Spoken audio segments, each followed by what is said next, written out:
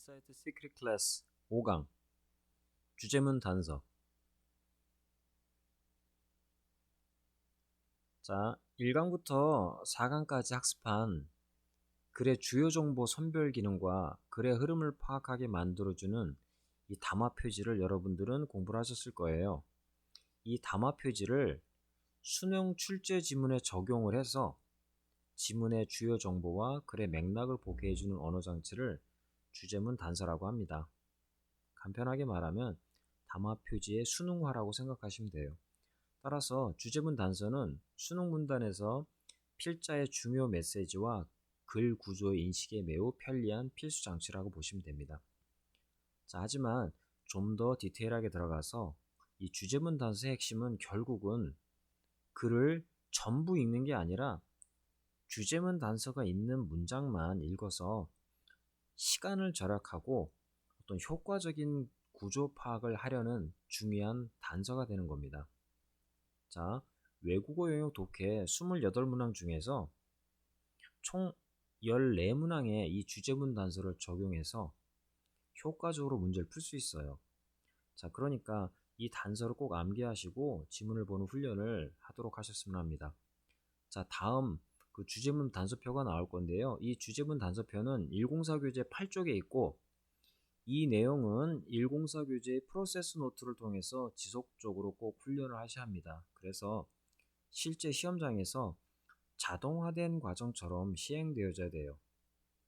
그리고 더 나아가서 이 주제문 단서의 특성과 선택지의 통계적 특성이 합쳐져서, 다시 한번 말씀드릴게요. 주제문 단서의 특성과 문제 밑에 있는 선택지의 통계적 특성이 합쳐져서 부족한 어휘력과 구문 실력을 보완시켜서 단기간에 점수를 향상시킬 수 있기 때문입니다. 자, 그러면 실질적으로 주제문 단서에 대한 어떤 디테일한 것들 한번 보도록 할게요. 자, 주제문 단서는 성격이 일반적으로 한 11개 정도로 분류되어 있어요. 반전구, 예시, 인과, 의문, 가정구, 강조, 요약, 이유, 결과, 양보구, 부정구, 이렇게 11가지 정도로 나눠져 있는데요.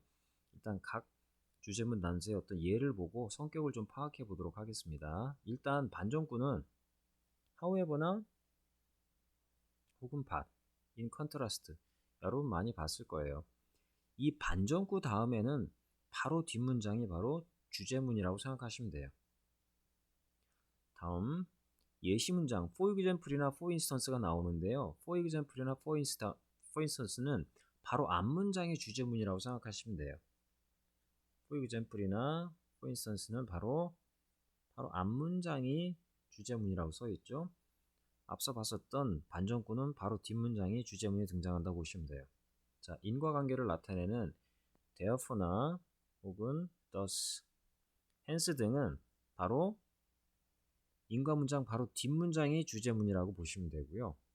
자, 의문을 나타내는 물음표 다음에는 바로 대답이 주제문이라고 생각하시면 되고요. 혹은 should, must, have to, 여기는 의문과 의무가 같이 있네요. should나 have나 must 다음에 역시 또 필자의 의도나 주제가 등장한다고 생각하시면 됩니다. 다음 가정구. 가정구는 if, as if, only 혹은 only if 등이 있는데요. 가정 상황을 함으로써 좀 더 이상적인 어떤 상황을 제시를 해요. 그 이상적인 상황이 주로 필자의 의도가 나타나는 경우가 많기 때문입니다. 다음 강조구. in fact나 혹은 indeed 혹은 in other words, important, 이런 어휘가 들어간 그 문장이 바로 필자의 의도가 나오는 경우가 굉장히 많습니다. 다음 요약구.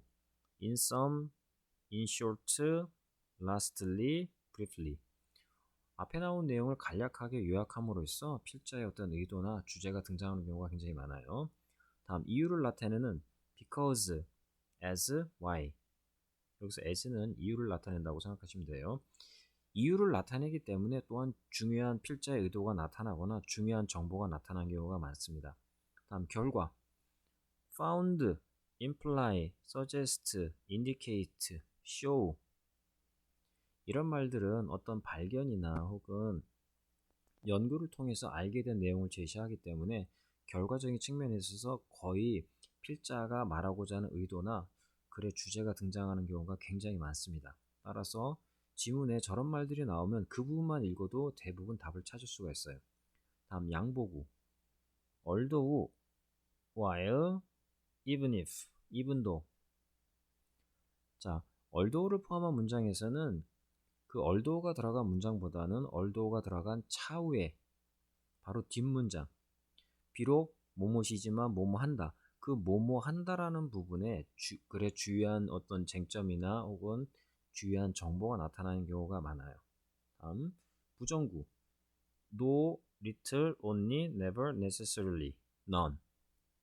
부정구는 사람이 어떤 정보를 강조하고자 할 때 의도적으로 쓰는 경우가 많기 때문에 부정구나 혹은 부정구가 들어간 그러한 문장에 중요한 정보나 혹은 주제문이 등장하는 경우가 종종 있습니다. 자, 주제문 단서는 대략적으로 한 70여 개 정도 되는데요. 이런 것들을 보시고 지문에서 주제문이 그 주제문 단서 전후나 혹은 그것들이 들어간 문장 속에서 글의 필수 정보들이 나온다라고 생각을 하시고 글을 읽으실 때 이 주제문 단서 주변이나 그 지점을 빨리 찾아서 인식하시고 그 부분을 효과적으로 빨리 읽으시면은 글의 주요한 정보를 찾아내는데 상당히 도움이 됩니다. 자, 그러면 주제문 단서에 대한 결론을 내릴게요. 주제문 단서는 수능 문단에서 필자의 중요 메시지와 구조를 인식하는 장치이며 결론적으로 전체 지문이 아닌, 다시 한번 말씀드릴게요. 전체 지문이 아닌 주제문 단서가 있는 두세 문장 정도만 읽는 것이 굉장히 중요한 거예요. 전체 지문이 아닌 주제문 단서가 있는 두세 문장만, 즉 주요 정보만 읽음으로써 숙련된 독자처럼 그 글을 이해하고 해석하고 분석할 수 있게 되는 겁니다. 자, 여러분, 주제문 단서는 수능 문항을 풀어냄에 있어서 가장 중요한 개념이고 반드시 여러분들이 숙지하시고 이용할 수 있어야만 수능 문제의 성적을 많이 올릴 수 있는데 도움이 될 겁니다. 자, 그럼 다음 강의에서는 문장에서 토픽과 속성이라는 그 두 가지 개념을 학습하도록 하겠습니다.